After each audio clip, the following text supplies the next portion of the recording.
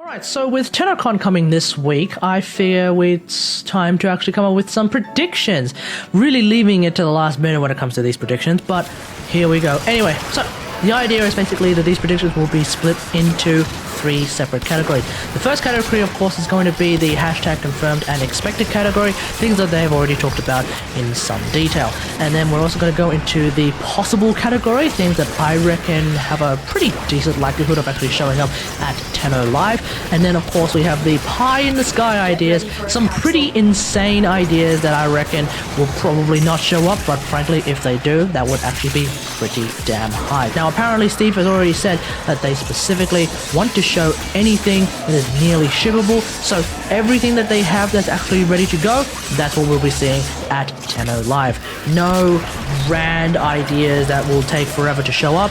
That is at least the pledge that he has made. So let's get into it. So let's start off with the confirmed and expected category. The first thing that has already been confirmed is, of course, the Heart of Deimos. That, of course, had a trailer that showed up, which you are seeing right now.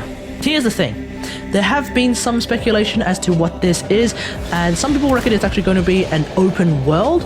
I'm not entirely sure that that is going to be the case. I personally find that particular claim to be a little bit dubious because Duviri is also meant to be an open world, but that has actually been pushed back about a year, whereas this thing being an open world, I don't know, that kind of seems a little bit like someone has been throwing their ideas around and suddenly we've got this random thing that just came out of nowhere. So I don't think this is going to be an open world.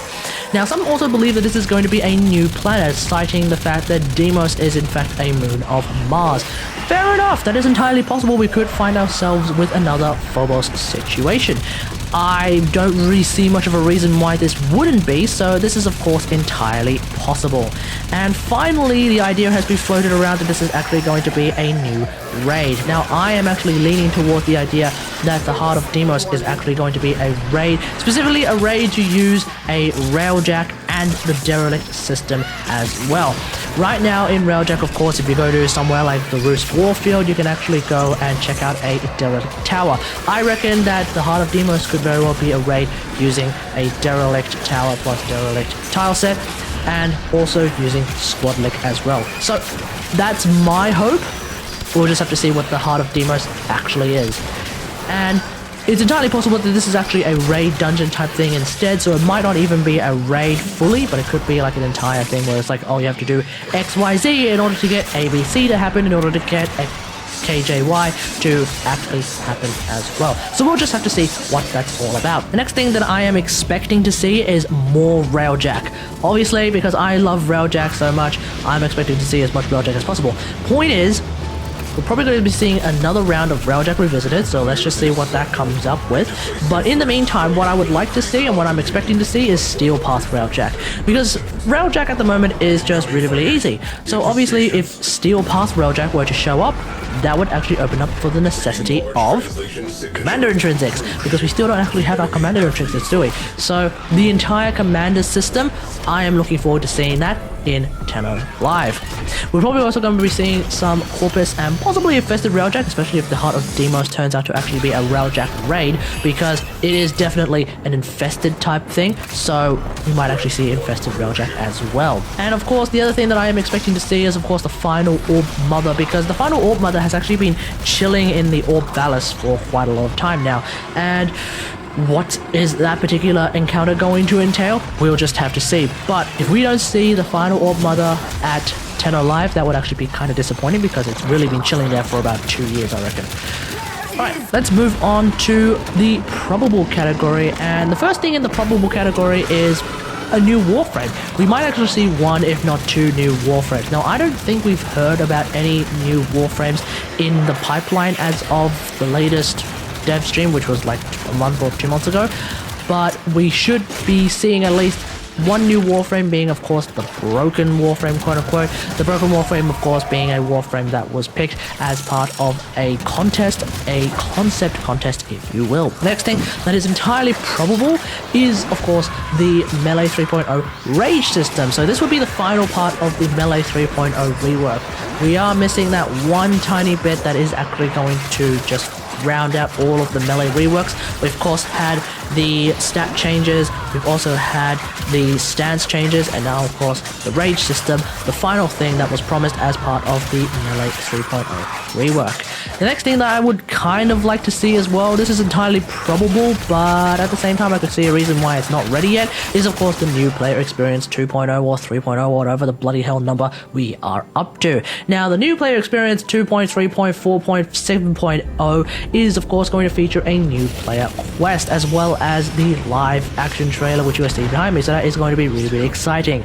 Another thing as well for keen mag players out there is that this is also going to involve a new magnetized augment, so I am of course as a mag main very excited to see what this new magnetized augment is actually about, so we'll just have to see what that is. And finally, in the probable category, I reckon we might actually see some new war, specifically a trailer for the official new war quest. Now, whether or not the new war is actually shippable or nearly shippable by Tenno Live, we'll just have to see, but they have been working on something for the past 2 months. Hopefully the new war is part of that package, we'll just have to see. Now let's just get into the pie in the sky ideas. 2 ideas that I reckon we probably won't see, but frankly if we do, that would be awesome. The first one is of course complete open space. Now hear me out, complete open space is the final logical conclusion of RAILJACK. This I think would be really cool and something that I think DE is looking to implement at some point. This is probably part of their plans, but basically the idea is you're using your RAILJACK, you're flying around in open space, you're going from planet to planet. It's basically an infinite survival mission. So the idea is you're collecting resources, you're shooting down enemy fighters, you can fly your RAILJACK to different points in space in order to actually trigger a normal mission. For example, you want to go to the Cambria area, that will spawn the particular node that will allow you to then go straight into something like an interception mission. I think that's an interception mission on Earth. I don't remember. Point is, you fly your RAILJACK to certain areas, you get to trigger the normal mission, and you get to essentially jump to your orbiter to then go down to Earth. Essentially, the RAILJACK will function like a star chart, and I think this will be really cool. By extension, I think it's also a pie in the sky idea that we're going to be seeing RAILJACK in the void, but if we see RAILJACK in the void, I'm going to be pretty bloody excited. And the last thing is, there's a small chance, in my opinion, that we're going to be seeing another round of WarFrame Revisited talked about at Tenno Live. If anything is going to get changed in WarFrame Revisited, I would like to see some economy changes, specifically so that unused materials can be made useful again, because there are quite a lot of materials that are just simply not being used. They're just simply not being implemented in any way, shape or form. I think it's a little bit disappointing that you could have tons and tons of resources from Plains of Eidolon, Orb Mother, hell, even like just the common resources that you find in abundance. They're not really being put to good use, so I reckon a good old-fashioned economy shift could be a really good thing. But that's basically all I can come up with at this particular moment in time in terms of predictions for Tenno Live. So let me know what you think about all of this in the comments below. Do you have something that you are expecting to see at Tenno Live? Let me know in the comments. Otherwise, hope you guys enjoyed. If you like this video, hit that like button, subscribe for more WarFrame content, and until next time, I'll see you guys later. Thanks for watching. Bye.